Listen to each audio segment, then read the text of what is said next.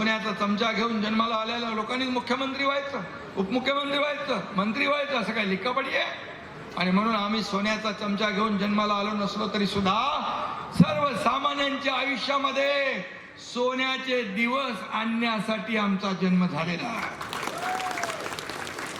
आणि म्हणून मी आपल्याला एवढंच सांगतो, काही लोक संविधानाची कोरी वही दाखवून फेसबुक लाईव्ह करून कारभार करता येत नाही, तो खोटारडेपणा लोकसभेमध्ये केला, फेक नॅरेटिव्ह पसरवलं, सगळ्यांनी मंत्रिमंडळाचं वाटप करून घेतलं, कोणाला कुठलं खातं, कोणाला काय 5 स्टार हॉटेल बुक केली, आपल्याला सगळ्यांना माहित आहे. परंतु माझ्या लाडक्या भावानी, लाडक्या बहिणींनी, लाडक्या शेतकऱ्यांनी त्यांची सगळी बुकिंग रद्द करून टाकली आणि महायुतीचं सरकार या ठिकाणी आणलं.